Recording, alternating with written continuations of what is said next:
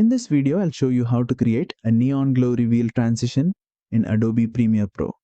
This transition uses a glowing neon beam to reveal the next clip, creating a bright, futuristic scene change.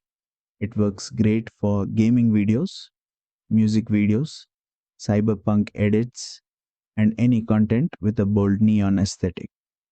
Let's get started. First, place your two video clips on the timeline and make sure they touch at the cut point where you want the transition. Now go to the effects panel, search for neon vibe, drag and drop it between your clips. Now select the transition and open effect controls. Here are the most important settings. Angle controls the direction of the neon vibe. Change the value to make the beam move horizontally, vertically, or diagonally. Head softness controls how soft the front edge of the beam looks. Increase it for smoother glow. Decrease it for a sharper leading edge. Tail softness controls the softness of the trailing edge. Increase it for a longer glow trail. Decrease it for a tighter beam. Line thickness controls the thickness of the neon beam. Increase it for a wider beam. Decrease it for a thinner line. Color controls the neon color. Choose any color that matches your edit. Colorize controls how much neon tint is applied.